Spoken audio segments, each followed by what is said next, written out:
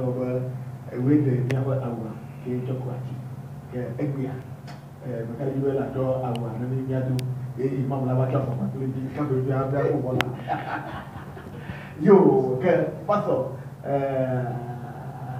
bosi ke melebo patro ya wa yo minda pena mau toji no la amayo kata le nya ton le télévision Espoir 47 ami to pena mi kata le afame amayo kata konam le moji dona pena ko pastor mi se nya bon ko mando pena mi o cham nya hamia no toji le o troya kama mi ga ide nu fia ji Yesu Kristo la yi ba kule bikabli wa kata ta nu kata ayi u bala ayi le bo ma abali ma kulenela Nabi hana nous le dort pas quand la dame oui tawi attend plutôt à elle que l'on veut paso mo de buku tanya ero na le tro tanya ela bra mi mo ko do ku me Yesu Kristo eba bi ade hi blibo eba be ade hi blibo atama OK agbe yo nemi ko do pas quand la dame oui attend puis oui André aklonyare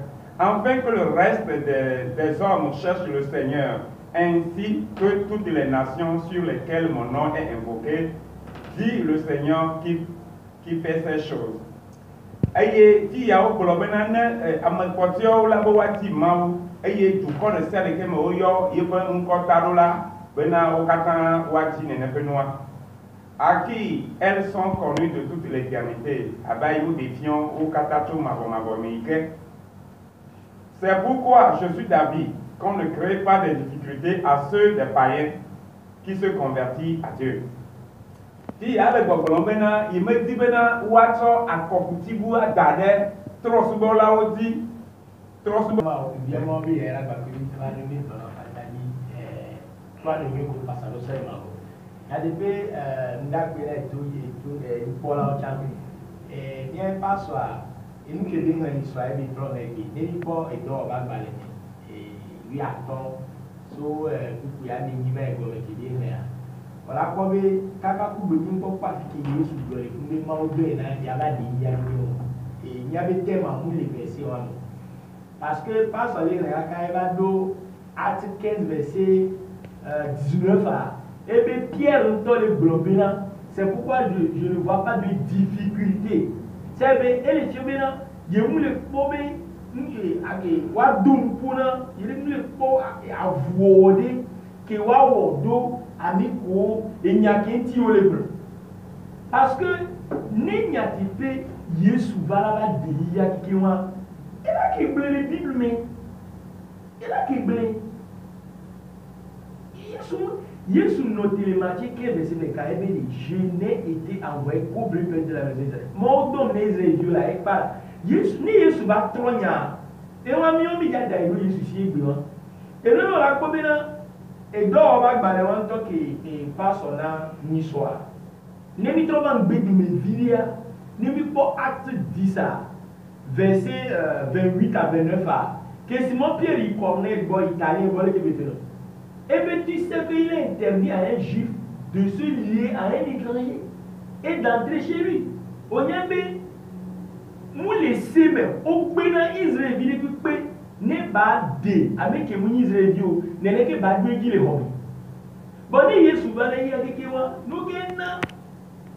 Et moi, les Israël dit, surtout Yesu ben si là qui là, Yesu ben dans la fiamo, et les blancs là connaissent. Et va les gars. Et vraiment, il y a acte 11 il y a ce sigle, mais bien, Yesu nous va la de yaki, on va la de, et il de la Israël, si vous voulez qu'il tombe. Yesu peut dire, acte 11, verset 1 à 2 là. Gardez que Yesu ben apôtre quand tu vas s'aimer Simon Pierre, il Corneille, Bolé, Césaria. Au lieu, acte 11, verset 2, au lieu de il lui faisait des reproches. Pour les donner pour Simon Pierre, nous qui les donner, nous qui les reprocher, pour les reprocher, nous qui les bouffons. Est-il permis d'entrer chez les incirconcis? O yame comme son avatar, parce que quand on a mis comme Israël, on a son avo, kablani. O yame comme son avatar, et qui est rentré chez eux, qui a mangé avec quelqu'un qu'on a mis au doux pour voir.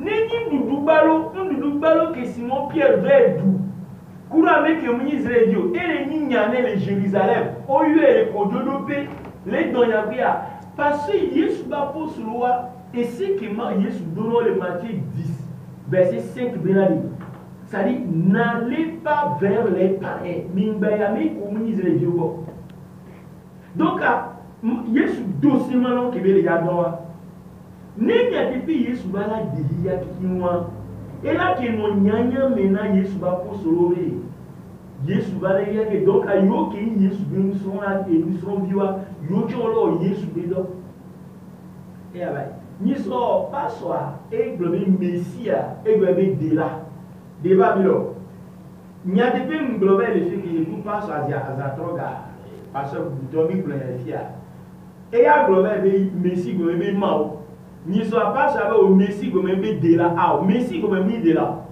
et maintenant avec qu'on les télé à comme la comme ne mi soit Louis II révisé parce que Bible au souvent ne mi soit Louis II protestant de Bible sur la Syrie béni révisé à mi pas grossière mi pas Bible avec vos bommes mi a pas et Christ au début Christ a les anciens testaments avec bébé et il y a glodi donc et prophète Nouveau Testament, ça veut dire envoyé avec Maoudon. Il y a un bâton dit comme les Bibles, mais lui sont révisés, mais Christ veut dire loin de Dieu. Maoubé Amisiami, avec Maousiamina, avec Maouira, avec Maouchan. Voilà même les bébés, ils sont mis de là. Et mis de là dans Israël, ils sont mis pas ce même pour moi. Et glorifier, il y a bien. Amélie Pépé qui, ça dit, elle a aussi.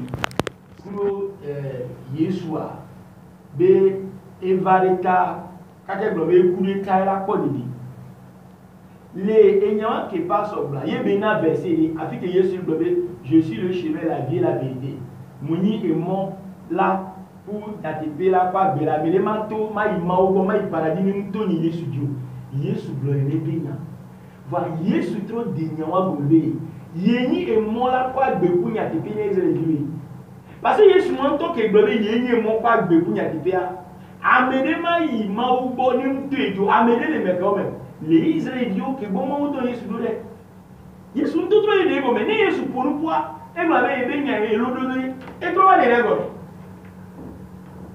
et pas sur bref yebe mao ba me dondo les pepe mu bro bobe yeni mon kunya te quoi do so Yesu mao ba me dondo ki won onyi mo kwa de kunya te pe wa bi gami mo se be ga me kenyi mo Moïse eji ni la to nya ku paradis e nya te pe ga opo me e bo nya te pe le e nya gbe e o la o se pe bi nya so do apa gbe ma fo Jean-Baptiste e ke va do ji ni tana Yesu e be ga me ga pe ki Yesu nko ba Jean enyi mo kwa gbe ku nya te pe no mo o se pe ga opo me no ku la Yesu ni ke Yesu ja ba enyi mo kwa gbe na va Israelio ke prophète Mohammed chava e chanye mo kwa gbe Nanko, naïa qui voyage débat, oui, il y a pas quoi les Bibles, mais pour courir après, va les glorifier. Donc, les Yesu bébé, il y a mon pas de bouillon à dire, n'a mais kéo. Et toi, dégoumé, et puis ils ont vu. C'est fini. Yesu bénéficie. Et là, il y a des courants, mais il y a Surat 3, Surat Al-Imran, sur verset 39 et 49. Yesu nous tombe dans Israël, il a dit, Ya Bani Israël, il n'y a pas de et nyemuni mamba medodo va mi abani Israël diogbe ani budu la robbi mi subo enye Yesu be mawo wa rabbakum yasubo mi achana be mawo Israël dio kona be Yesu ba Israël dio bible be Yesu be va Israël dio et là acte 13 verset 23 avec on no enku Yesu le bébé c'est de la postérité de David dit Dieu que selon la promesse de Dieu, nous bedonnons que Mouona il a suscité un sauveur et chant de la vie qui est Christ, qui est Jésus pour Israël. Mais Israël Dieu. Donc, il est dit pas son effiomi, mais il est dit pas mon ennemi. Les Bibles m'a dit qu'il est Jésus blobé. C'est fini. Va Paul plutôt. Paul bénéficie, Paul puis Yesu do ina ame comme Israël. Paul